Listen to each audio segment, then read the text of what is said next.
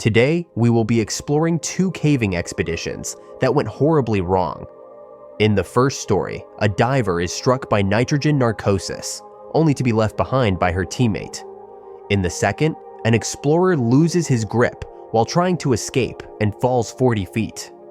Against all odds, he tries again, but this time, things go from bad to worse.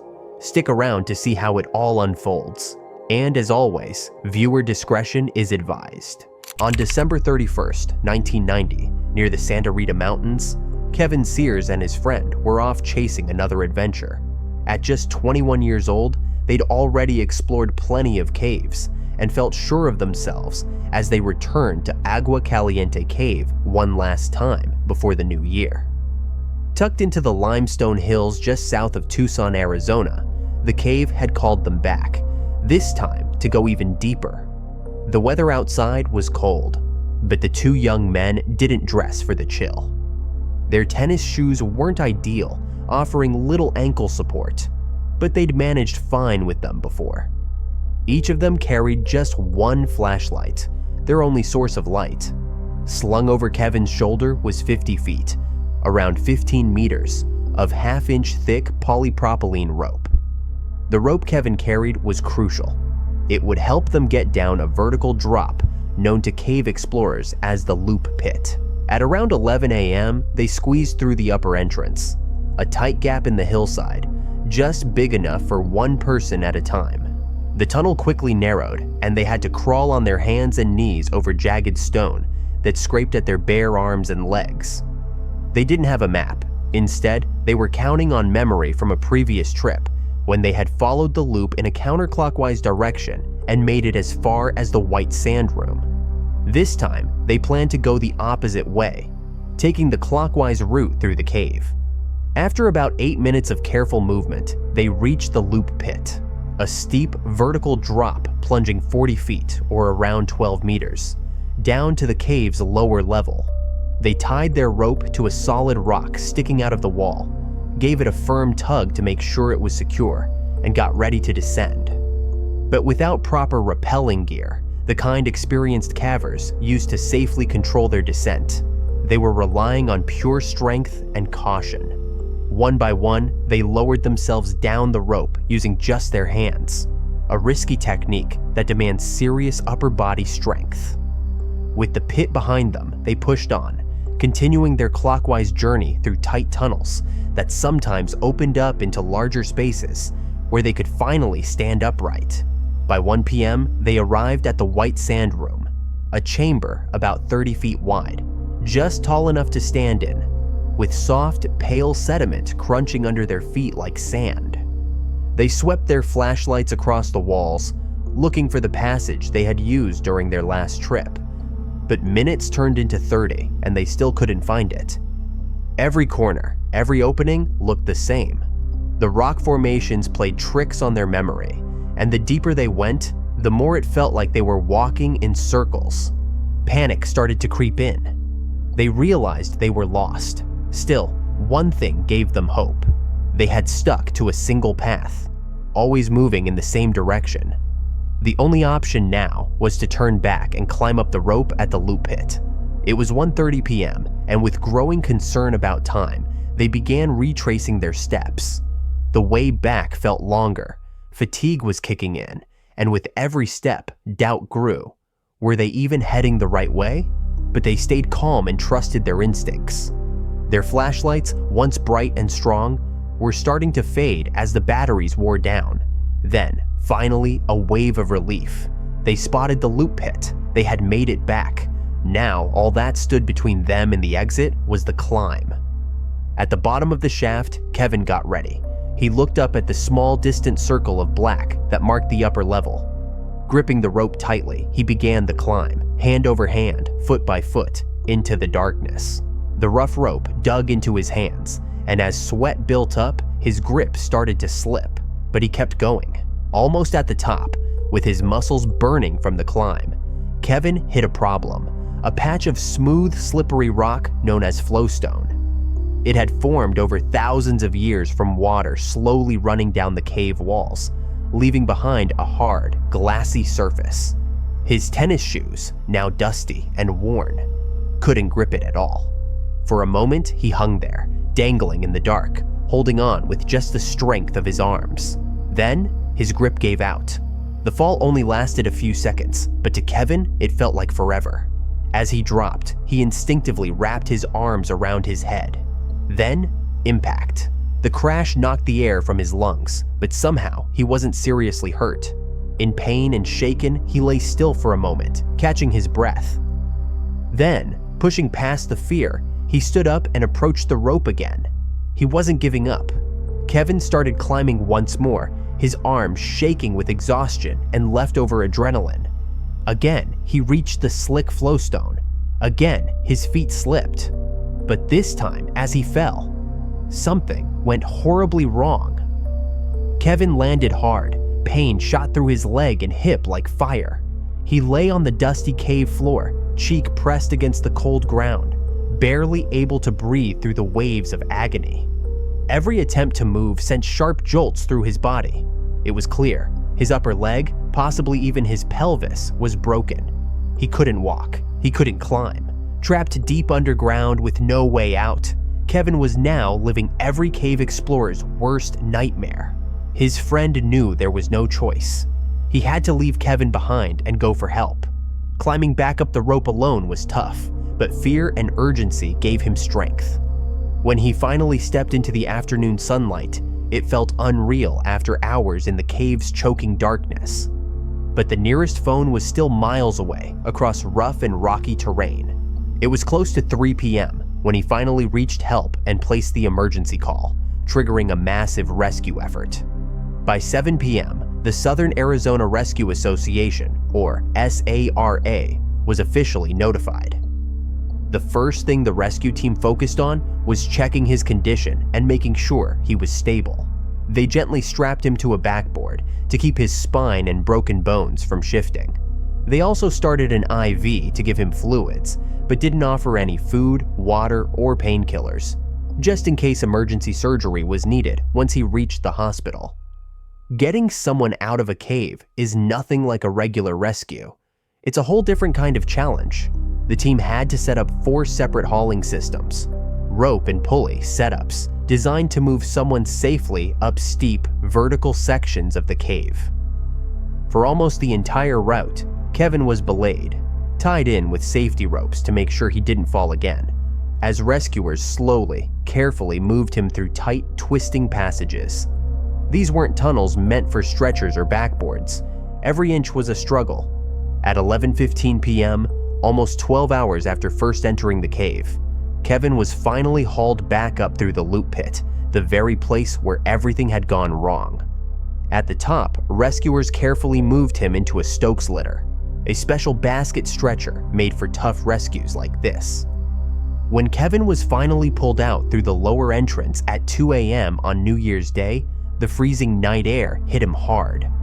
Normally, the cave's constant 72 degrees would have felt warm, but after hours of being still and injured, hypothermia had become a real threat. Half an hour later, a rescue helicopter airlifted Kevin to the University Medical Center, and there, doctors discovered something unbelievable. Despite all the pain he'd endured and everything the rescuers had feared, Kevin had no broken bones. He was covered in bruises, cuts, and scrapes, but somehow he'd avoided any fractures. It was nothing short of a miracle.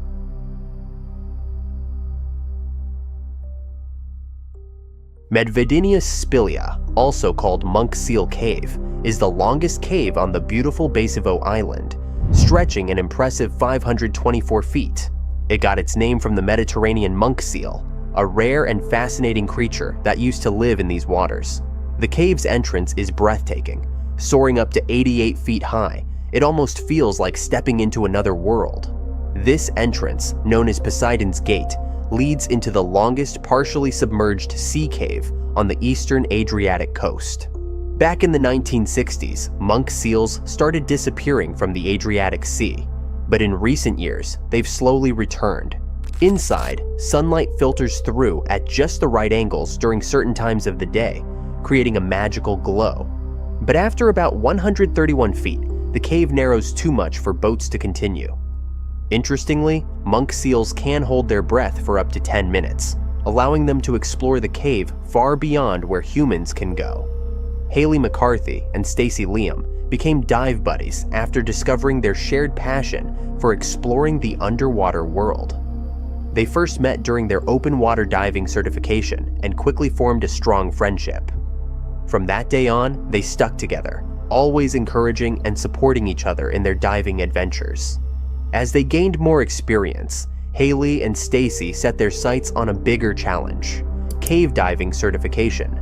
They made a promise to take on an incredible adventure together. Their dream destination? The famous Monk Seal Cave, known for its stunning beauty and rich history. Finally, the big day arrived. Haley and Stacy boarded their privately hired tour boat and set off for Monk Seal Cave. At exactly 2:32 p.m., they reached their dive site, eager to begin. They carefully suited up, double-checking every piece of equipment to make sure it was secure and working perfectly. Their goal for this dive was to reach a depth of 98 feet. Interestingly, at that depth, water pressure is about 3 times stronger than at the surface, making every movement and breath a bit more intense. But for Haley and Stacy, the thrill of the dive made it all worth it. Haley opted for twin independent 12-liter tanks, both filled with nitrox 27.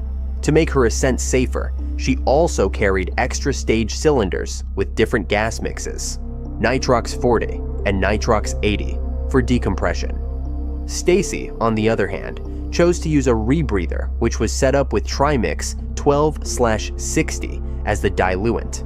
She also had a bailout cylinder filled with nitrox 28 just in case. Since caves get pitch dark, both divers brought powerful dive torches to light their way.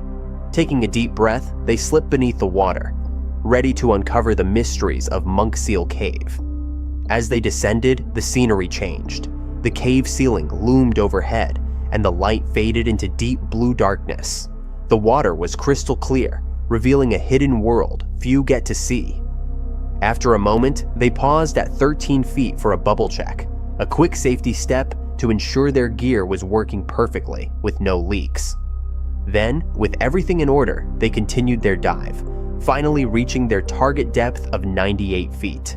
Rebreathers, like the one Stacy used, recycle exhaled air by removing carbon dioxide and adding oxygen, allowing divers to stay underwater much longer than with traditional scuba tanks. Completely captivated by the underwater beauty around them, Haley and Stacy decided to explore even deeper. With a quick nod of agreement, they descended another 32 feet, eager to see more. But soon, it was time to head back. Knowing the importance of proper decompression, they signaled to each other that they should begin their ascent. As they rose 16 feet, they suddenly realized they had drifted off their planned dive path. Staying calm, they took a moment to scan their surroundings and check their map. After carefully reorienting themselves, they managed to get back on track, letting out a quiet sigh of relief. About 32 feet further along, Haley, using an open circuit system, deployed a delayed surface marker buoy, DSMB. This small gas-filled buoy is an important tool for divers, especially near the end of a dive. It signals their ascent, provides a clear visual reference along the line, and lets the boat crew at the surface track their exact location.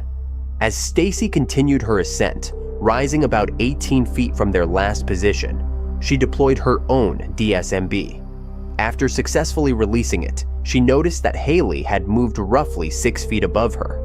Wanting to stay close, Stacy picked up her pace, trying to catch up. But something wasn't right. Haley was ascending much faster than expected, quickly widening the gap between them. Realizing this, Stacy made a smart decision to slow down, adjusting her speed once she reached around 82 feet from their original depth. She assumed Haley would stay visible along the DSMB line, and that they would regroup at 39 feet as planned. But as Stacy gradually ascended to that depth, she realized they had become separated. Though worried, she remained focused, following the required decompression stops. To ensure her safe return to the surface, rapid ascents can be dangerous for divers, potentially leading to decompression sickness, also known as the bends. That's why proper ascent control and safety stops are so crucial in deep diving. After completing her decompression stops, Stacy surfaced and swam back to the dive boat. She wasn't expecting to see Haley there yet. Since Haley was using an open circuit system, she likely had longer decompression requirements.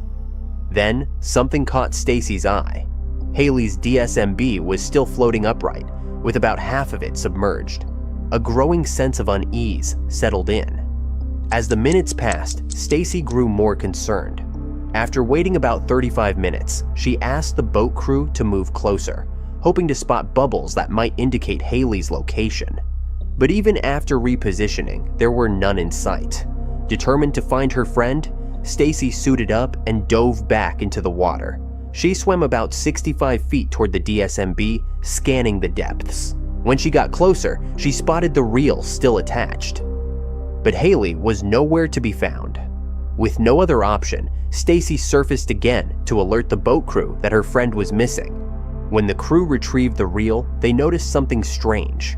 About 22 feet of the line had been unspooled.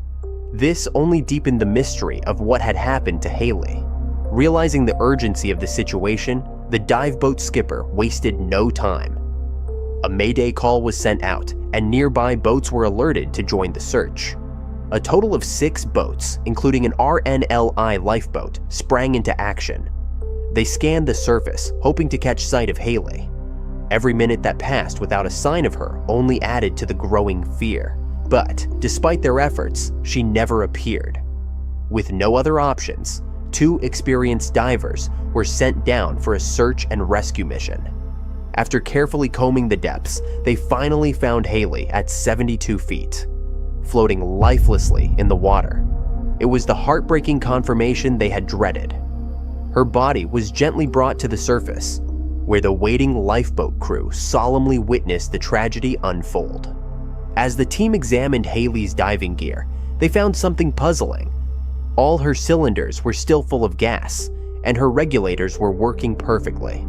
This left the rescuers questioning what could have caused her tragic and untimely death. With heavy hearts, they carefully transported her body back to shore. Once medical personnel conducted an examination, the heartbreaking truth was revealed.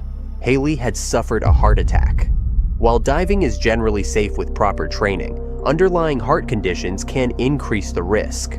The pressure changes, and cold water can put extra strain on the heart, making regular medical checkups essential for divers.